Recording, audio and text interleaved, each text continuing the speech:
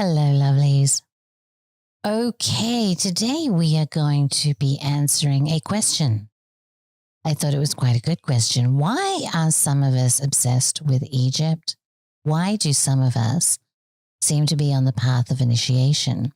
It's a very interesting question indeed, because working with Magical Egypt for 20 years, as I have been, has shown me that there are lots of people that have a very, very deep fascination with ancient Egypt. And there is a very good reason for that. It's simply because we remember it. Our soul remembers it. And that is called Anamnesis. I'm going to read you a little bit from a book that I have by a Baron Rachane. And he's actually talking about Plato talking about anamnesis. Let's jump into it. The key of anamnesis came down to Plato from Egypt through Pythagoras. As Dr. Raghavan Iyer summarizes, thus the soul, since it is immortal and has been born many times, and has seen all things both here and in other worlds, has learned everything that is, so we need not be surprised if it can recall the knowledge of virtue or anything else it once possessed. All nature is akin, and the soul has learned everything, so that when a man has recalled a single piece of knowledge, learned it in ordinary language, there is no reason why we should not find out all the rest. If he keeps a stout heart and does not worry of the search for seeking and learning, he will realize they are nothing but recollections. Anamnesis is the true soul memory, intermittent access to the divine wisdom within every human being and immortal spectator. All self-conscious monads have been known over immemorial time, a vast host of subjects and objects, modes and forms. Assuming a complex series of roles and an essential part of an endless process of learning, the soul becomes captive currently to myriad forms of maya, illusion, and delusion. At the same time, the soul has the innate and inward capacity to cognize that it is more than any and all of those masks. I like to call anamnesis remembering.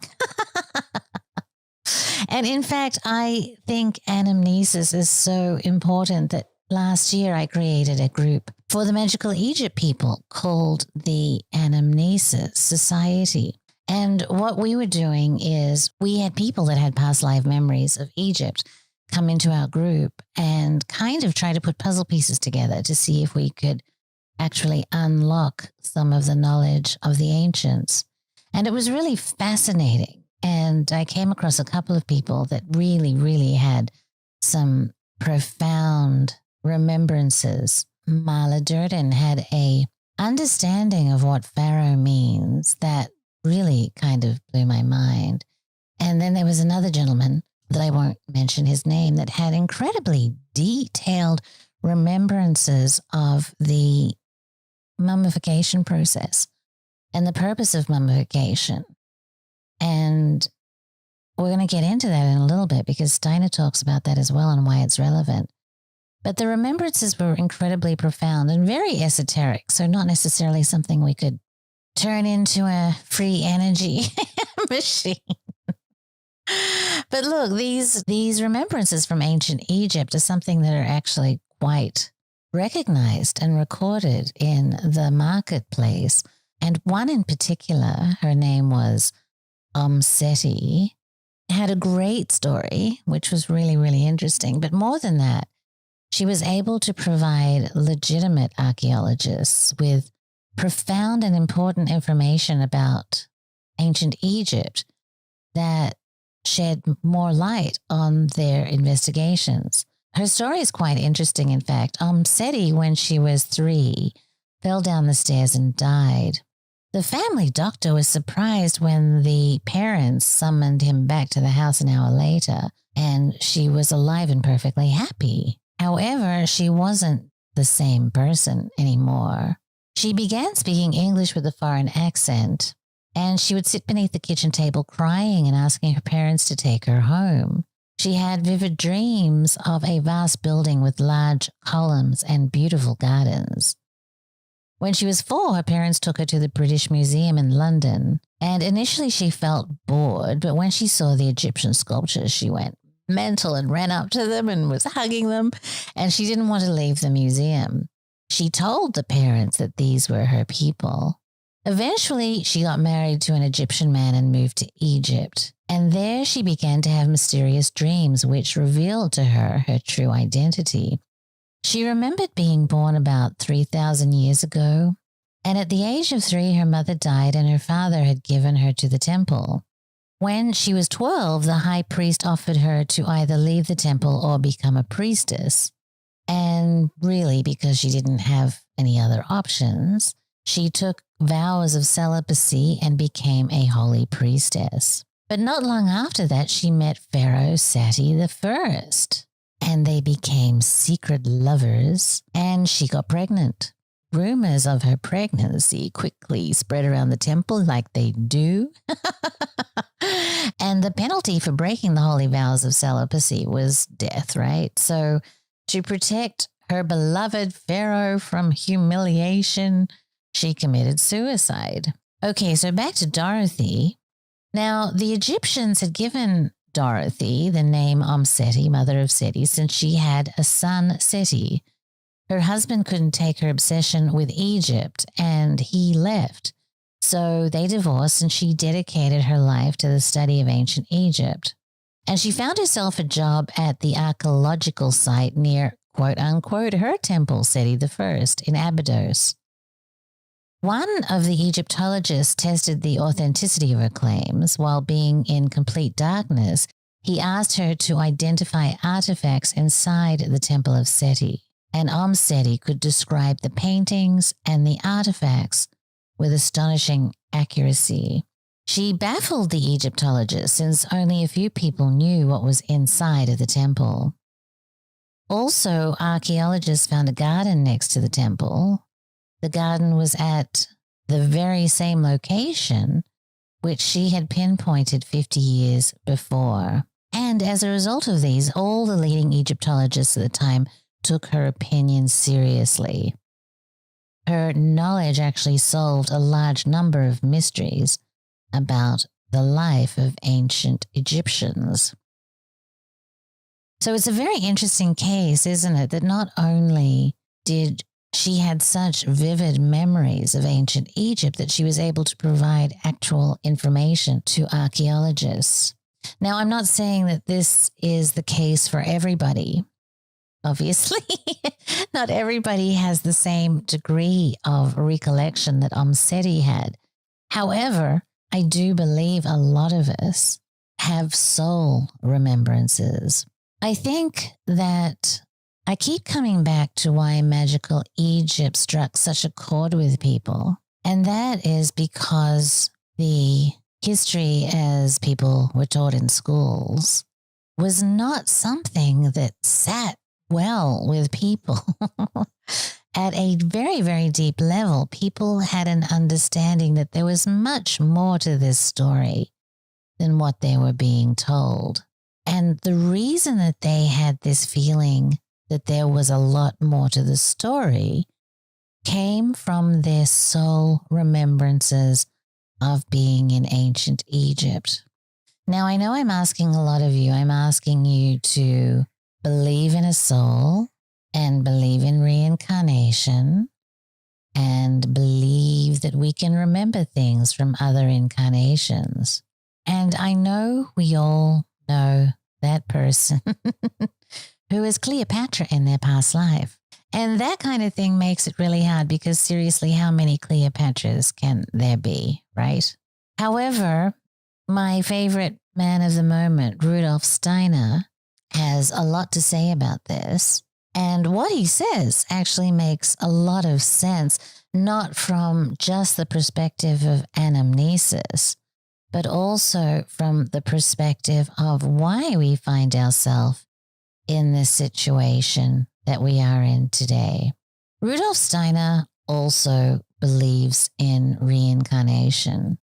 And as he says in Egyptian Myths and Mysteries, lecture number 1, to one who has already carefully studied the idea of spiritual science, it will not seem strange that one should look for a connection between widely separated periods of time.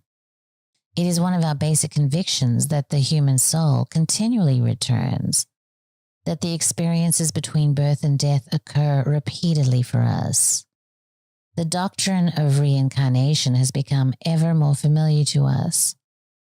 When we reflect on this, we may ask, since these souls dwell in us today that have been here before, is it possible that they were also present in ancient Egypt during the Egyptian cultural epoch? That the same souls are in us, which at the time looked up at the gigantic pyramids and the enigmatic sphinxes. Well, if that were the case, that would explain a lot, wouldn't it?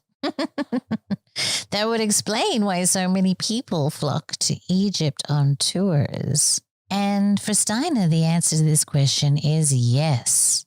Our souls have beheld the old cultural monuments that they see again today.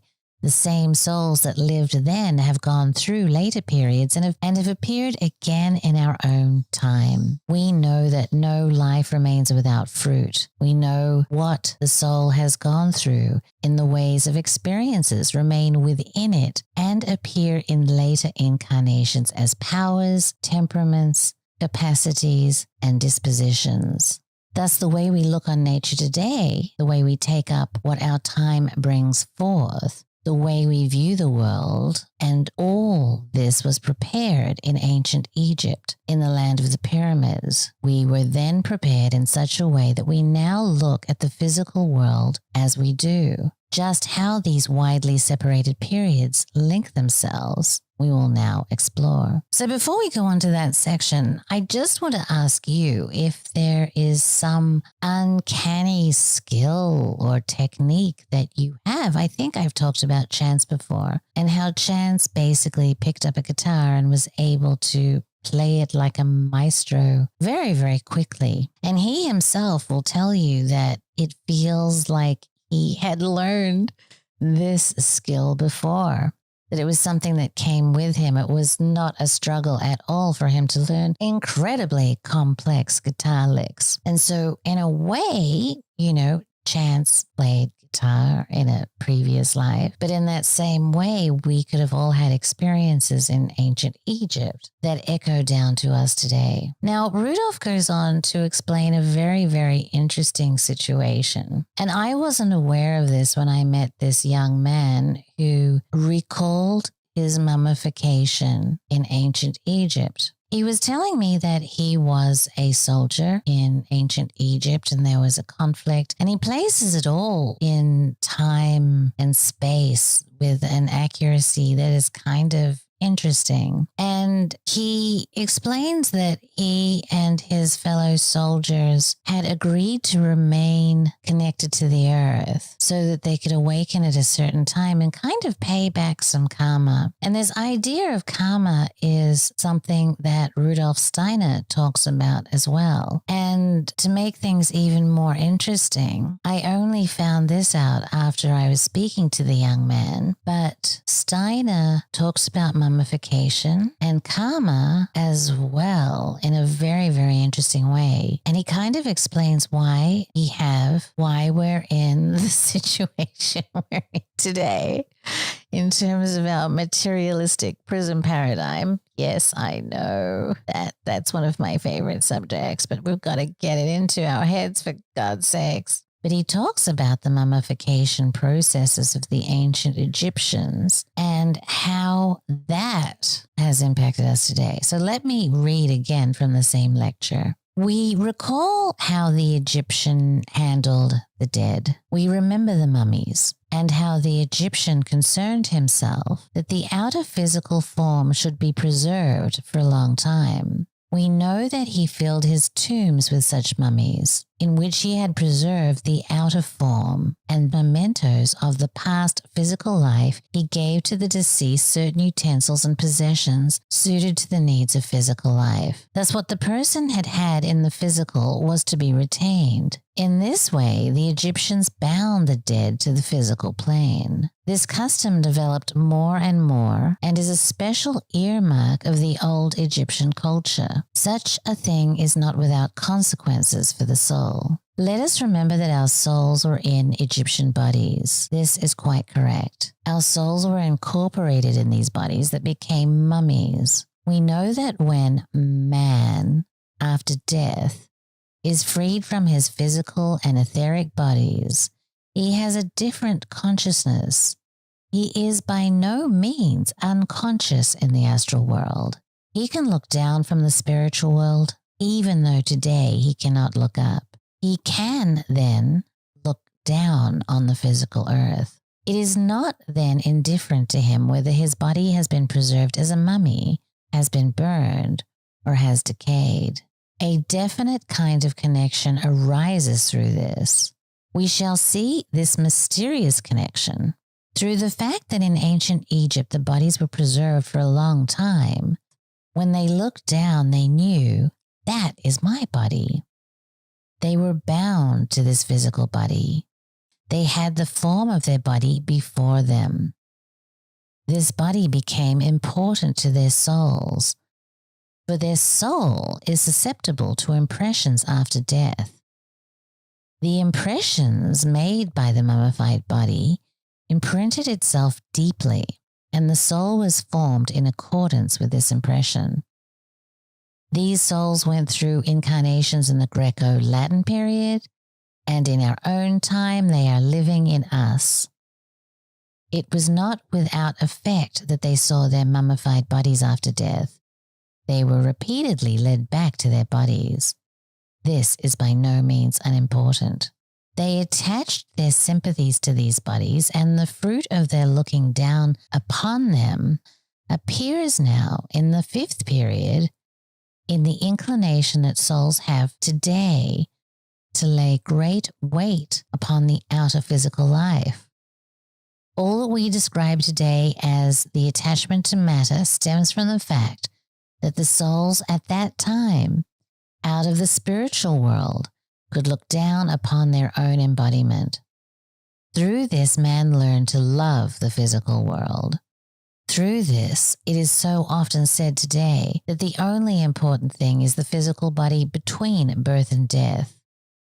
Such views do not arise out of nothing. This is not a criticism of the practice of mummying. We only want to point to certain necessities that are connected with the repeated incarnating of the soul. Without this pondering on the mummies, men would not have been equal to developing further.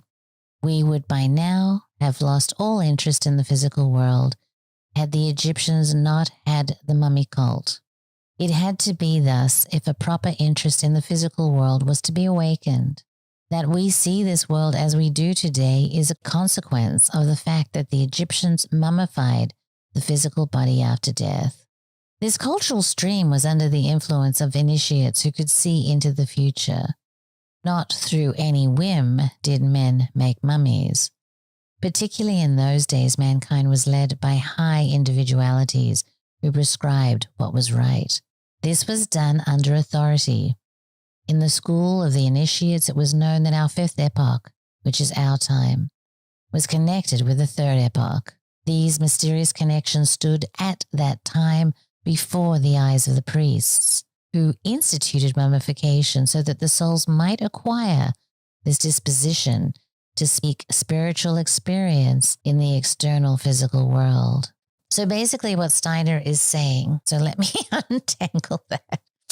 Steiner believes in the cyclical nature of time, and he believes in incarnations of humanity, and that humanity evolves through these epochs and through these different incarnations. And it really is fascinating stuff, right? I mean, he goes really back all the way to whence humanity came.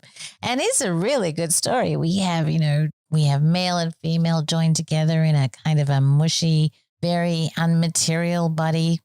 And we go through and our consciousness changes through all of these stages. And I find it really, really fascinating. His occult history. Again, his story. I find his story very interesting. But anyway, as part of this evolutionary process, the souls keep being reincarnated into these different epochs. And so what he is saying is that the souls of the ancient Egyptians are the same souls that are in us today. And as a result of that, we have memories. Our soul has memories of our time in ancient Egypt. And in addition to that, our souls have memories of our time once we died from ancient Egypt. And we were up in the other realms. And because of the process of mummification, we were attached to the physical world because our bodies remained in the physical world. And because of that attachment, we became fascinated with the material nature of the world. And voila, our souls have reincarnated today, and we have a fascination with the material nature of creation. And of course, a fascination with ancient Egypt. And I think that at the end of the day, this is why Steiner put so much emphasis within his work to what he calls spiritual science, to once again opening ourselves up to more than just the material. In fact, I believe that this was his number one imperative, and all of his work is designed to open man back up to the spiritual world. Now, as Steiner says, he's not saying that being attached to the material is bad. He says that it was indeed a necessary thing for our evolution, possibly to develop our technology or our minds the way that we have. But at the end of the day, that doesn't mean that our evolution ends here, and that our evolution will once again require us to open up to the faculties of knowing within ourselves that allow us to once again contact spiritual realms. So, why are we fascinated with ancient Egypt? Because we have been there before. Now, to the question of why do us find ourselves on the initiatory path while others don't? And by initiatory path, I mean the path of awakening, possibly the path to awakening to the fact that there is more than just the material world. And I've mentioned her before, but Georgia Lambert, whose school I went to undertake some initiation training, really did a great job of explaining why some people become an initiate. Now, the path of an initiate is not an easy path. And the bottom line is that we don't get here because it's fun, right? We get here because of evolution. The way that Georgia explains it is that the reason that we start along the path of initiation is only because of pain. Now, I know that once we get along the path, and those people that are interested in like theurgic traditions or devotion yoga are moving along the path because of love and desire, of knowing the Godhead, of union with the Godhead, or whatever you want to call it. But it is a love that is pulling the initiate along that path. But the very beginning of the path of initiation is one where you experience so much pain that you need to find a different way of being, a different way of doing things. And it is only once you make the decision to stop letting the forces of the world batter you into evolving that you are going to take the evolutionary process into your own hands and under your own control. That is really the first step on your journey to self-initiated evolution.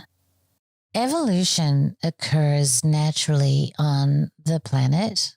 It is often said that we do not need a temple today to go through the initiatic journey, as just being alive today is so incredibly complex that we are being self-initiated, or we have the option, we have the choice to use them for our own personal evolution or not, right? But I certainly know that every day I have choices to make, choices that I can, like, don't lose my temper, remain calm. This is not my body. This is not even my mind. Don't be reactive. Put separation between my thoughts so that I can choose how to act rather than react. These are all the kind of things that initiates would be taught in the temples back then. But the point is that life provides us with lots of opportunities to evolve, whether we decide we want to become an initiate or not, whether we are interested in being an initiate or not. The world gives us those opportunities. Now, we enter the path of the initiate once, quite simply, the pain of living under those circumstances becomes too great.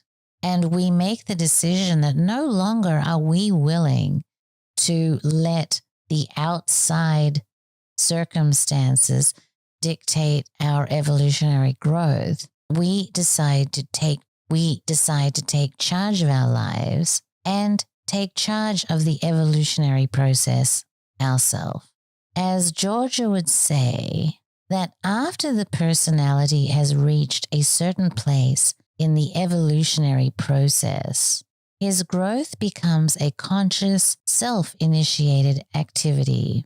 In cooperation with the plan of evolution, the incarnating entity initiates those experiences which will expand the awareness of the personal self to include the awareness of the spiritual soul. And there are different stages, right? The first stage is where the personality has awakened to the essential truth of his being.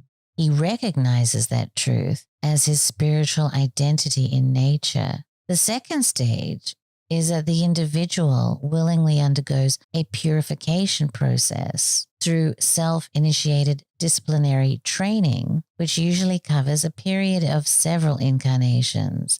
He subjects his emotional nature to divine law and the energy of love.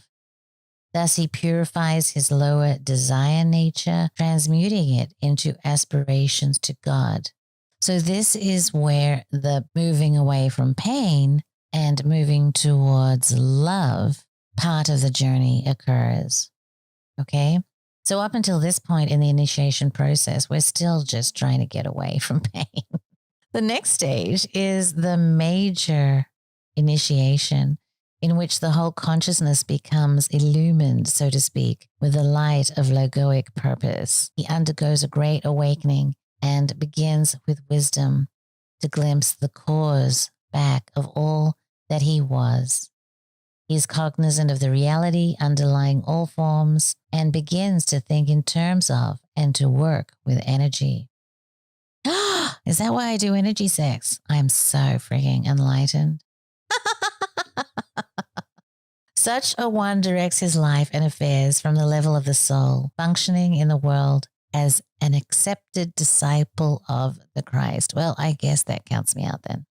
And then from there, the initiations get so intense that I don't know if anybody on planet Earth has actually done them in this time. So I'm not even going to go there. But you get the idea, right? So we start off in this situation where creation's plan is that we are to evolve. And so creation creates the conditions for it. So let's go back to the ancient Egyptians for a moment. As Steiner says, humanity's consciousness would not have evolved had the wisdom keepers not pointed the Egyptians to do the process of mummification to instigate a fascination with matter that would drive us into the kind of consciousness that we are in today.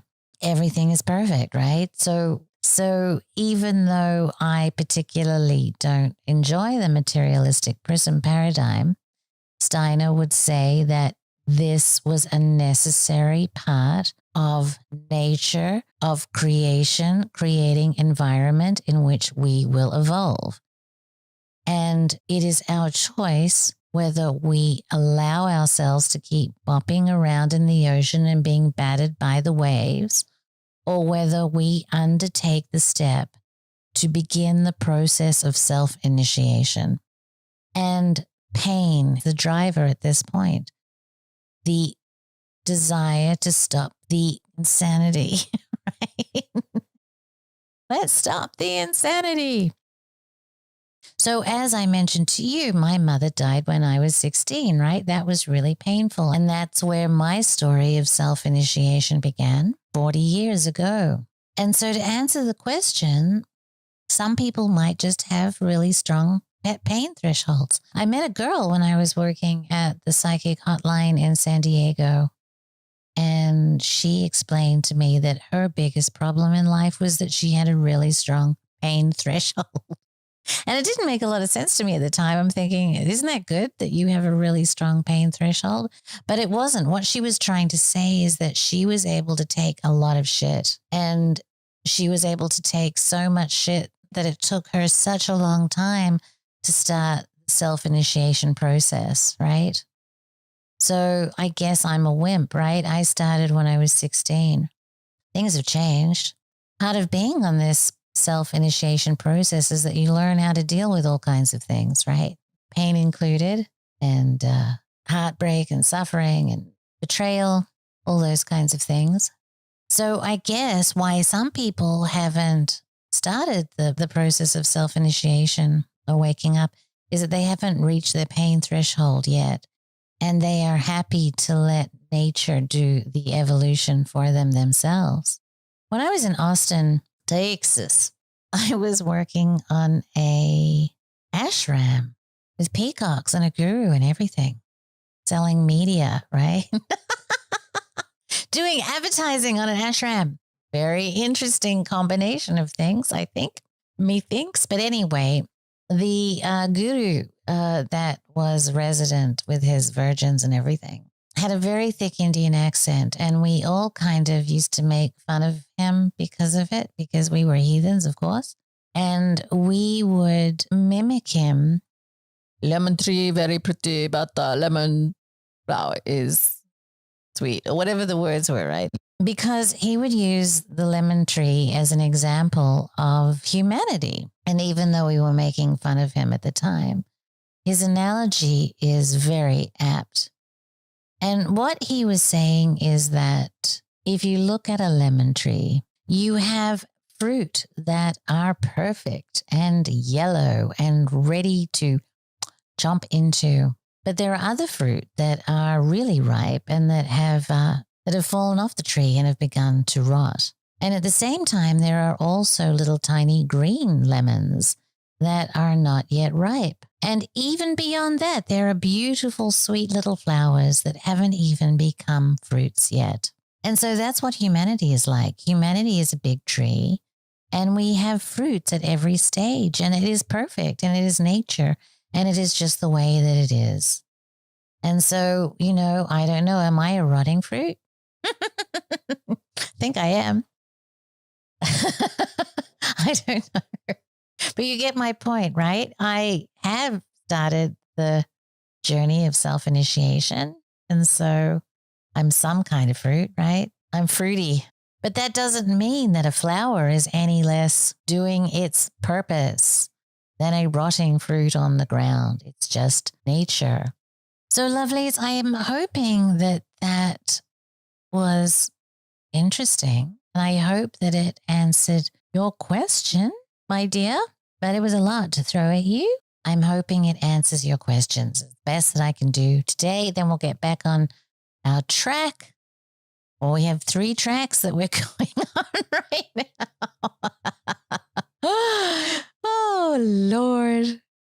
Let's see if we can keep up with all of these storylines that we have going. I guess I'm trying to do that thing, it's like You can watch a series where there's like only one storyline, but they put 3 storylines in it. Like, what is the butler really up to keep you interested? So, yeah, I'm using that technique. Anyway, lovelies, I hope you've enjoyed this. Thank you for listening, lovelies. And if you like this podcast and would like to support us, please go to magicalegypt.com. And I have made a special discount coupon just for you all. And the coupon code is LOVE. And that will get you $30 off any Magical Egypt purchase. Also, I've started Patreon, so you can mosey on over there and see if you want to contribute. But I appreciate you listening, and I appreciate all your support, and more soon.